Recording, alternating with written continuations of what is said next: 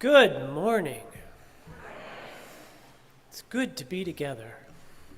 Welcome to the First Parish Church of Concord. My name is Ken Langer, and I am your summer minister. If you are online, please feel free to participate fully in the chat. If you're here in person and have questions about accessibility or the building, please see our ushers or any staff member. Excuse me. Children are always welcome in the sanctuary. There are coloring sheets in the back with crayons for kids of all ages. In your pews, you can find that coloring sheet. That's the white sheet. It also has the reflection question on it for later after the sermon. And if you leave it behind, they get posted on that bulletin board out there. Also in your pews is an orange joy and sorrow card. If there's anything on your heart today you would like to share with our members and visitors today, please write it in there and we will collect it after the sermon. And finally, there's a small connection card if you would like more information about our church. Our COVID precautions are masking in the building, distancing as you wish, and increasing our ventilation. We are glad to be a highly vaccinated community. Today, I'd like to introduce our keyboard performer, David Owens, way up in the back there, and Brendan Ferrari, where are you? There you are, is our vocalist today. Today is Sunday, August 14th. It is Creamsicle Day. The theme for today's service is the Myth of Nihilism. In this church, we do not ask everyone to look the same, to think the same, to believe the same thing, or identify in the same way. What we do ask is that we respect the worth and dignity of each individual in our words, our deeds, and our actions. Unitarian Universalism lifts up the believer rather than the belief. All who believe in love are welcome here.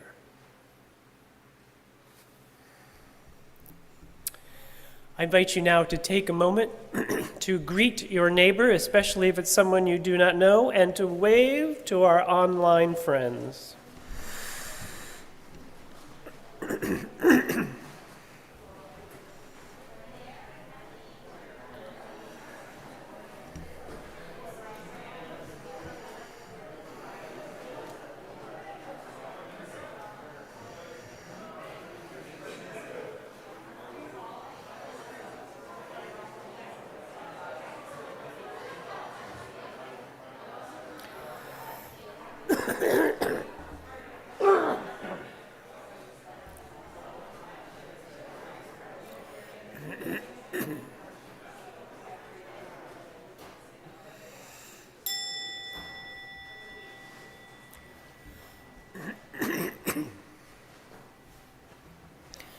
Let us now begin the service as a community of worship. This call to worship is by Louise Robeck. We come to this hour knowing it is but an hour. Yet out of all the hours in the week, this is the one we set apart. An hour that is saved. It is a time for us to recognize what gives life meaning. It is a time to honor what we value. It is a time to celebrate our lives.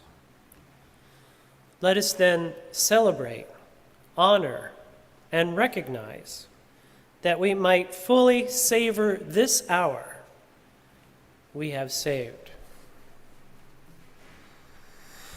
We are gathered one by one, source of love, draw near. We are gathered all as one, all are welcome here.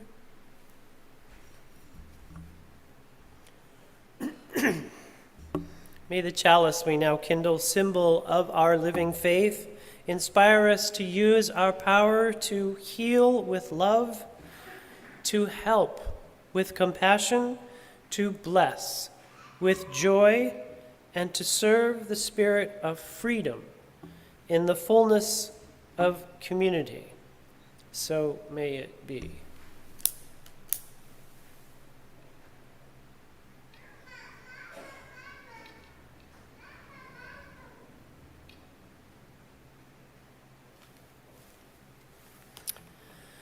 Please join me in the chalice lighting response in your order of service as we say it together. O flame of our faith, open our hearts and fill our bodies and souls with persistent strength. Enliven our spirits and engage us deeply in this life of ours, this sacred, essential moment now. From the fires of each heart, to this chalice we impart many sparks to one flame, giving hope to us again. Please rise in body and spirit as we join together to sing hymn number 135. 135.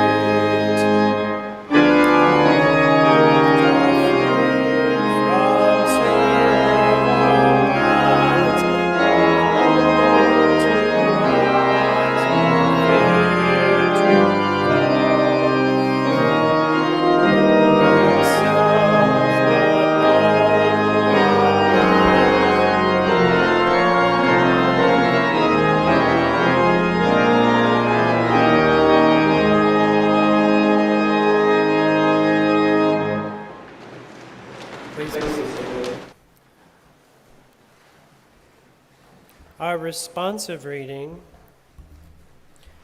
is number 610, 610.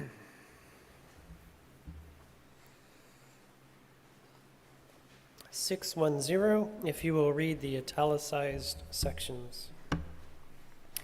Where in our hearts is that burning of desire?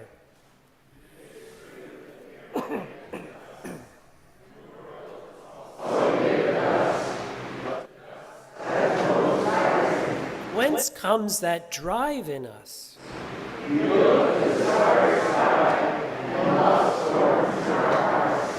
Whence comes that storm? But sometimes, with a sigh, you can cross that vast desert.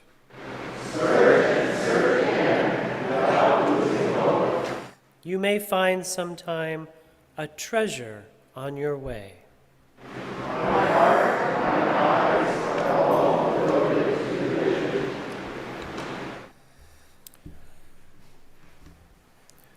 The reading today is actually a story from the Zen Buddhist tradition. Of course, I tweaked it a little bit.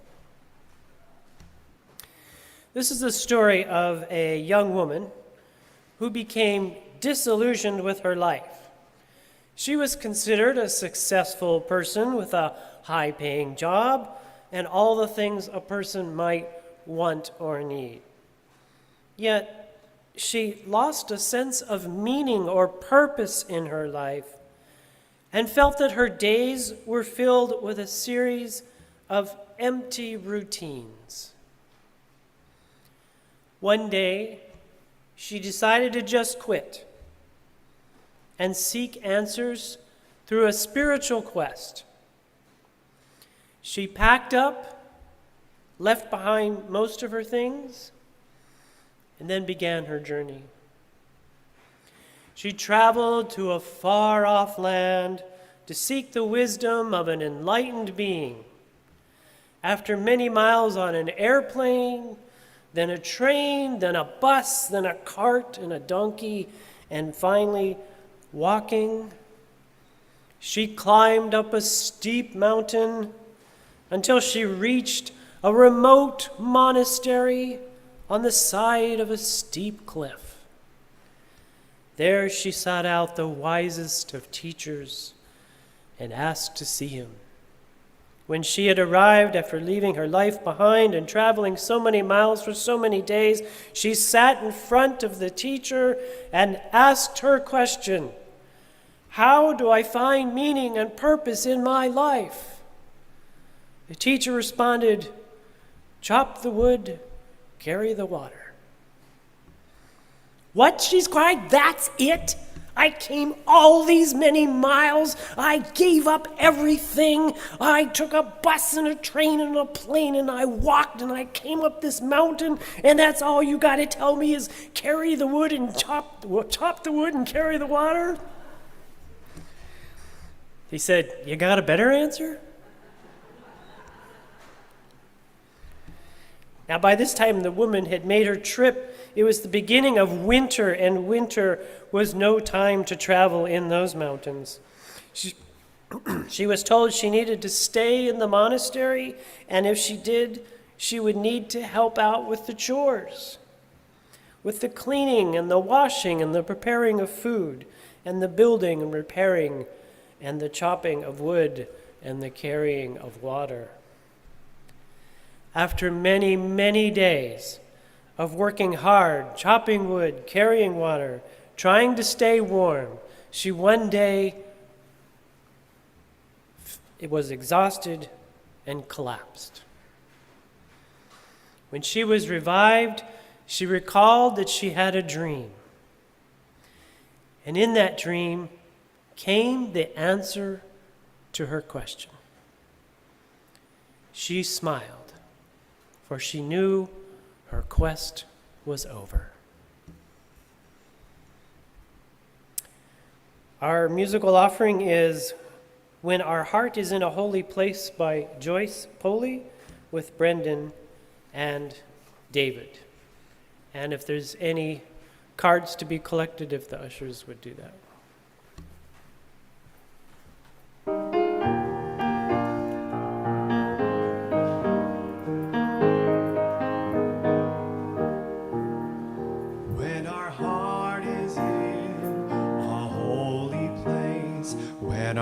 heart is in a holy place. We are blessed with love and amazing grace when our heart is in a holy place. When we trust the wisdom in each of us, every color, every creed and kind, and we see our faces in each other's eyes, then our heart is in a holy place. When our heart is in a holy place, when our heart is in a holy place, we are blessed with love and amazing grace. When our heart is in a holy place, when we tell our stories from deep inside, and we listen with a loving mind, and we hear our voices in each other's words, then our heart is in a holy place. When our heart is in a holy place, when our heart is in a holy place, we are blessed with love and amazing grace. When our heart is in a holy place, when we share the silence of sacred space, and the God of our heart stirs within, and we feel the power of each other's faith, then our heart is in a holy place. When our heart is in a holy place, when our heart is in a holy place, we are blessed with love and amazing grace. When our heart is in a holy place, when our heart is in a holy place.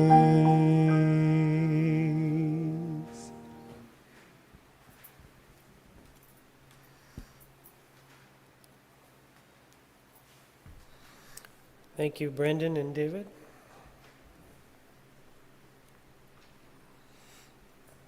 I have to tell you, this is the first sermon I'm doing here where I'm not already drenched in sweat. And I have had 3 fans down here. So this is a new experience. When I was about to go off to college, my father promised me a new car. I imagine getting a nice little sports car, or maybe one of those big beefy SUVs. But I knew better. My father was not the kind of person who would ever buy a brand new automobile. He preferred to work on old cars, like those ancient VW squarebacks. Remember those? A new car to him meant that I hadn't seen it before. The car that I ended up with was a bright orange VW squareback. And I think it was orange, so it kind of blended in with the rust. It also had a hole in the floorboard, so that when I drove home from college, I could actually watch the road go by. If you've been with me since the beginning of my series 4 weeks ago, 3 weeks ago you would have heard me tell you that you are not perfect. 2 weeks ago, you would have heard me say that there are no clear distinctions, no straight lines between things. And last week, you may have heard me say that you are not the center of the universe.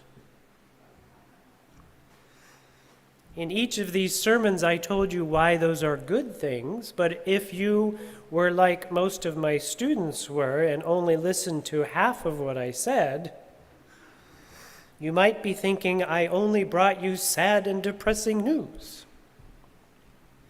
You might be thinking that I was telling you that you are flawed, that you are not important, and that nothing can be made clear anyways. In such a state, you might then surmise that life itself has no significant meaning or purpose, and that would make you a nihilist. A nihilist is someone who does not believe that life has meaning or purpose, and I am going to argue that this idea is both right and wrong. No straight lines, remember? I believe that as a living being, we have a meaning and purpose. But as individuals, we do not. For some, this might cause despair, but I actually think it is a good thing. I think it is a message of hope. Let me explain. First of all, I'm going to separate meaning from purpose for a moment, even though both meaning and purpose are very important to us humans. They are different things. Purpose is what we do, while meaning is the significance we attach to those actions. As we have recently seen from the marvelous pictures coming from the James Webb Telescope, we are only one of billions and billions of solar systems that circle billions and billions of suns. Though it's quite possible that what I say may be true of other worlds, we don't know of other worlds, so I will stick with this one. Second of all, I have to be careful about the use of the word purpose, because many people assume that a purpose must be bestowed upon us or something or someone by an outside force or being. Whether or not a purpose needs to be given to a thing by another power is a sermon for another day. And I will leave it to you to answer that one for now. There are two fundamental things that I think can be said about our world. One, every single thing in this world is in the process of becoming something else. Everything we know is changing, even if it does not appear to change. Land masses move, waters flow from place to place, mountains rise and fall, creatures evolve into other creatures, and so on. Nothing remains the same over time. Everything is always in the process of becoming something else. 2, whatever comes from this evolving process is always something new. Volcanoes erupt and new and different lands form. Storms rip through landscapes and forever change the geography. An oak tree drops one of its acorns, and that acorn eventually becomes a new and distinct tree. One child is born from two and has similar qualities to its parents, but also has unique qualities of its own. What develops is always unique, which means that everything is novel and distinctive. That means the world is naturally diverse and divergent. It's supposed to be that way. That is part of its beauty. Everything, every rock, every cloud, every microorganism, every plant, every animal, and every person is completely unique. Whoever you know, whatever you encounter, has never been in existence before they appeared and will never come into existence again. You have never existed on this planet before. And no one like you will ever come again. In other words, the nature of the universe is to be continuously creative, and everything in the world is part of that process. Everything, including you. By just being the one and only unique and singular you, you have already fulfilled your natural purpose. By just being the best person that you can be, you are part of the continuously creative transformation of the world. But let's take a closer look at what that means. Creativity involves 3 stages. 1, development. 2, stasis. 3, decay. In development, existing things merge and something new emerges from that formation. Stasis is a steady state that allows for experimentation, exploration, and complexity. A new thing must remain stable for a time, or else there would be only continuous development, which is simply chaos. Finally, the new thing must decay so that it can provide the material that will merge into yet another new thing. As part of this process of creativity, the only natural purpose for your life is to survive and grow as fully as you can, until it is time to return to the source of creativity. The rest is up to you. This may at first seem like a harsh reality, but once you accept it, it's actually liberating. If you are not assigned or ordained a purpose by some centralized outside source, you are free to discover and follow your own. How do you do that? The best way to determine your own purpose is to follow your passion to the best of your capability.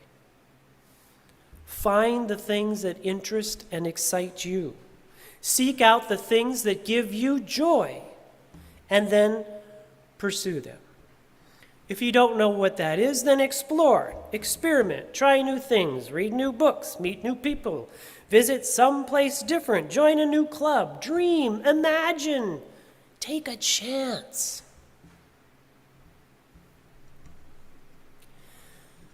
The problem with a nihilistic view of life is that a lack of prescribed purpose can lead to a sense of loss and despair. In the midst of that feeling of emptiness, some people become desperate to fill it. They may seek out a deity or a deity substitute, or they may seek out a guru or a savior figure. This fear of emptiness or lack of purpose, I believe, is one of the reasons that conspiracy theories abound, and there has been a rise in quasi-religious gangs and spiritual cults. It is also why people often stay so busy and submerge themselves into distractions and commitments and entertainment and any other number of diversions we have created for ourselves. Anything to avoid thinking about the most fundamental questions. But such avoidance only increases the feelings of despair that rise to the surface in moments of silence and contemplation.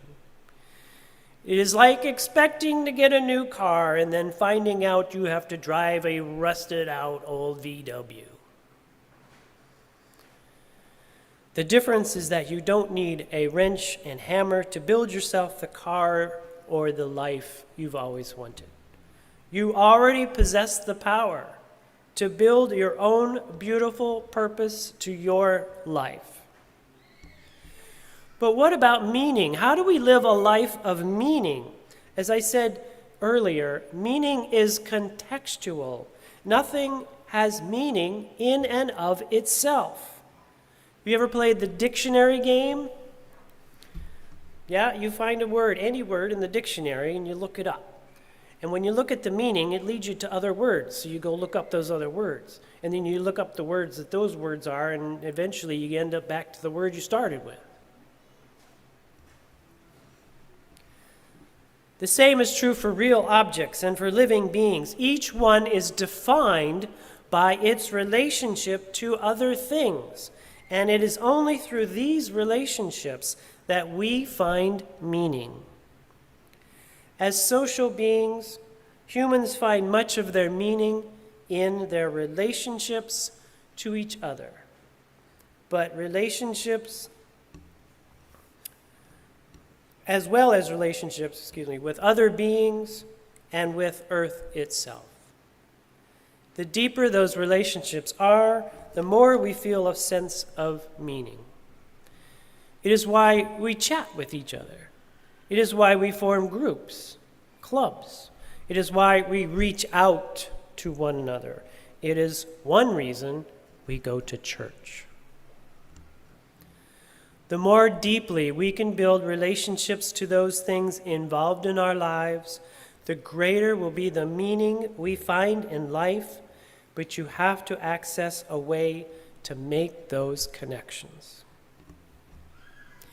The only power in the universe that can connect things, the only power that can create relationships, the only thing that can bring people together rather than separate them is the power of love. Meaning in life can only be found through love. But love is not a currency. It does not come to you because you did a good job or you sold something on eBay. It is like wildflowers in a field. Love grows best in the presence of love and withers in its absence. Love grows love. Love begets love. Love defines meaning and can only deepen when love is given wherever it can flourish. What I have been trying to say to you in these past 4 weeks is that you are a gift to the world.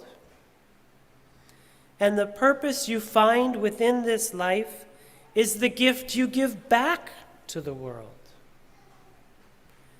Your love is also a gift to the world.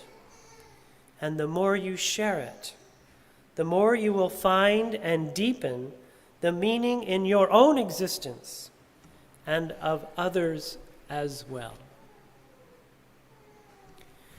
In the end, the seeker who went to the mountain to discover the meaning of her life found her answer, and the answer was to chop the wood and carry the water. But she realized it's not what you do, but how you do it that makes the difference and gives you meaning and purpose. In the name of that which you in your heart hold to be sacred, so may it be.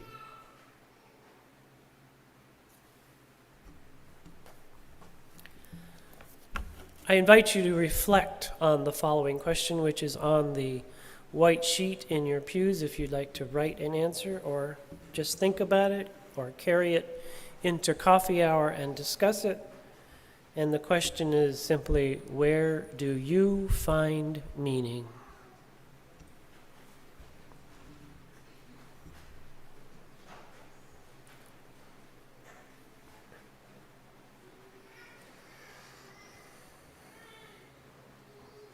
Our second musical offering today is A Special Place in My Heart by Catherine Rollin, performed by David Owens.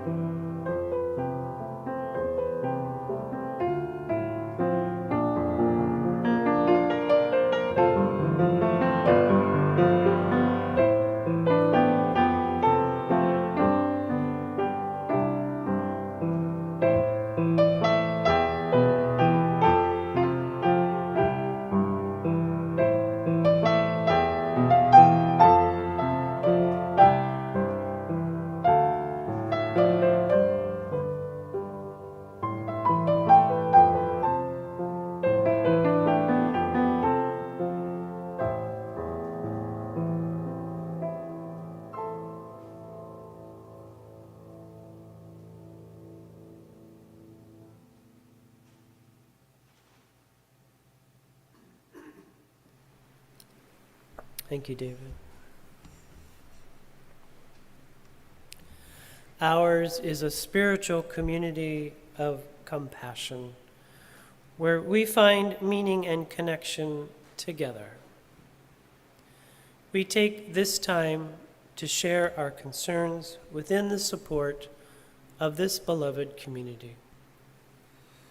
Did we collect any orange cards? Nope. Okay. I have two to share with you today. Terry R. died on Saturday, August 6th, surrounded by his family. Terry was much loved and respected. A first parishioner since 1968, Terry served as a member of the standing committee and as a deacon. Excuse me. Among other roles, he was also a volunteer in Concord's town committees and governance. Our hearts are with Kitsy and with those who have been close to Terry and Kitsy.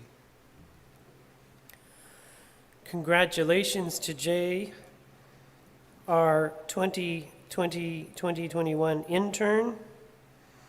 That's not the first name, is it? What's her name? Is it Jay?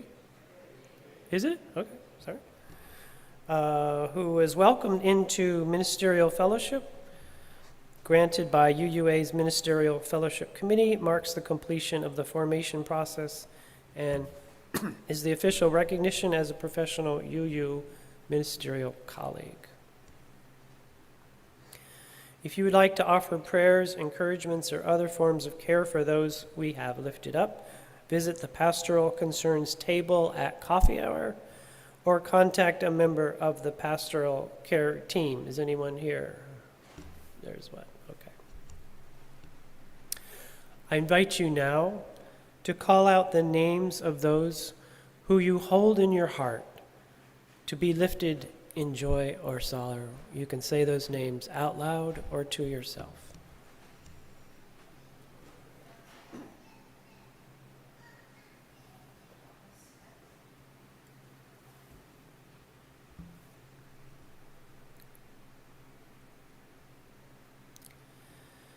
Please join me now as we sing Spirit of Life. The words are in your order of service.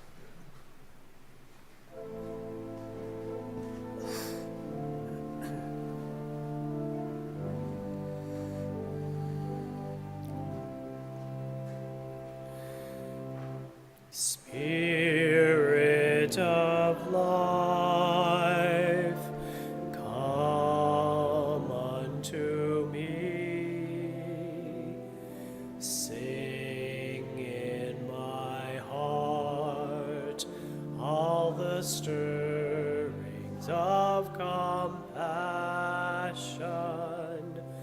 Blow in the wind, rise in the sea, move in the hand, giving life the shape of justice.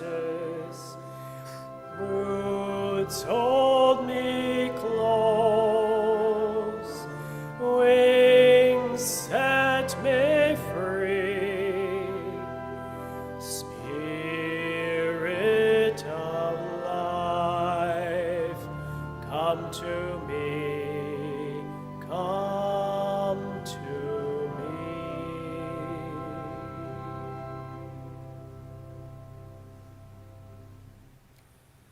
I invite you now to join me in a moment of prayer, contemplation, and reflection, followed by a moment of silence. As you are willing in body or spirit, please close your eyes. Take in a deep breath and let it out. Concentrate for a moment on your body. Let it become relaxed from your head down to your toes.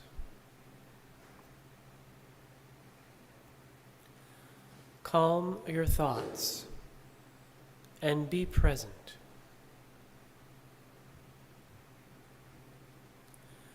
Open your heart so that you may feel love and that you may share love. Finally, connect yourself with your own sacred principle. Spirit of life, creative presence, energy of being, sacred one, be with us and hear us. We lift those names said aloud or in silence, and we hold them in our hearts.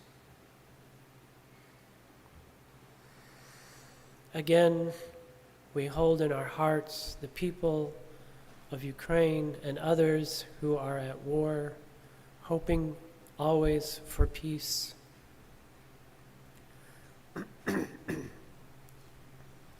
May we become the blessed community we hope to be.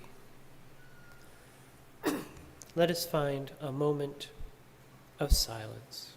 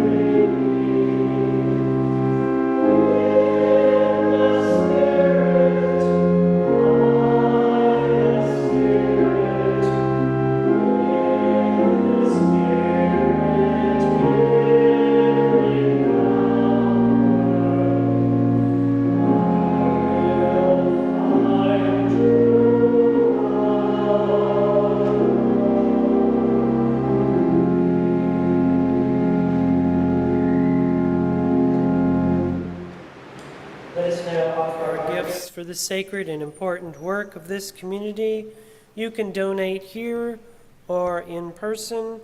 If you are a visitor here at First Parish, please consider yourself our guest and save your donation for when you get to know us. Our offertory music is by Francis Judd Cook, simply called Theme, performed by David Owens.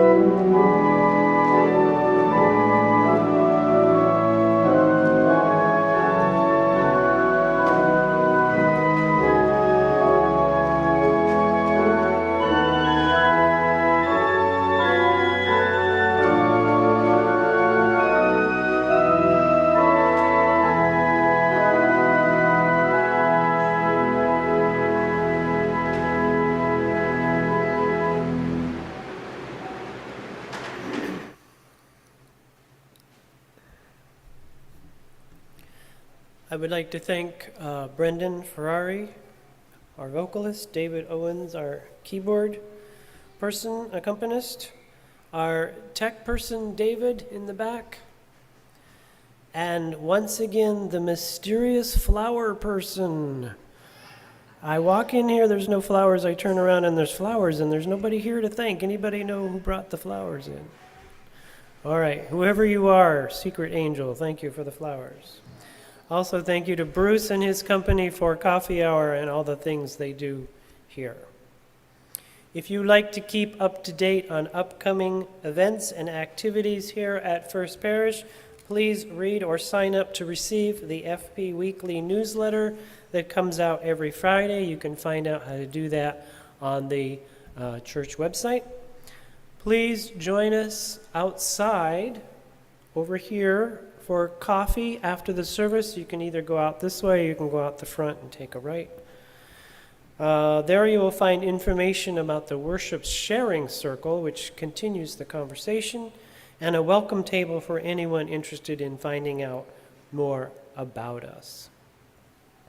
Finally, my last announcement is that this is my last Sunday here, and I can't believe it. It's gone by so fast, and I just want to thank you for giving me this chance, because it's been a wonderful opportunity. I've met really great people and this great church and all the great things that go on, and so I just want to thank you. And next year I'll be up at Chelmsford, just up the road. Come say hi.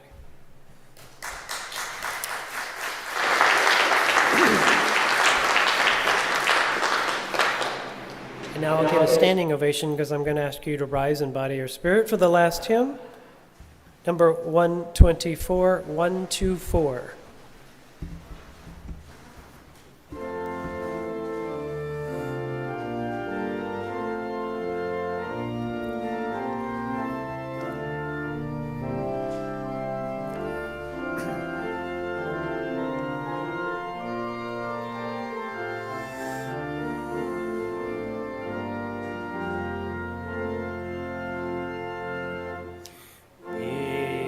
Guide whom love sustains, rise above the daily strife.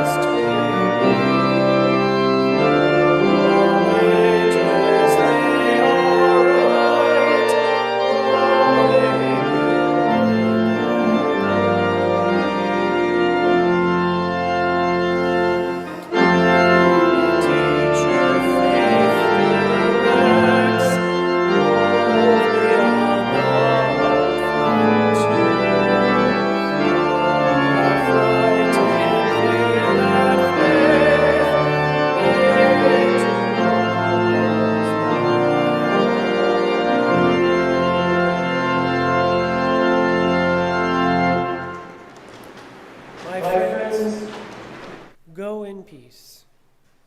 Return to beauty. Go in kindness. Return in friendship. Go in love. Return in compassion. Go in faith and return to sacred community. May it be so.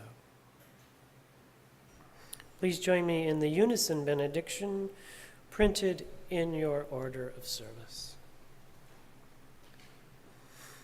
Go out into the world in peace. Have courage. Hold on to what is good. Return to no person evil for evil. Strengthen the faint-hearted. Support the weak. Honor all beings. Oops, sorry. May it be so. Please have a seat and enjoy the musical postlude, which is the Fanfare in E by Charles Orr, performed by David Owens.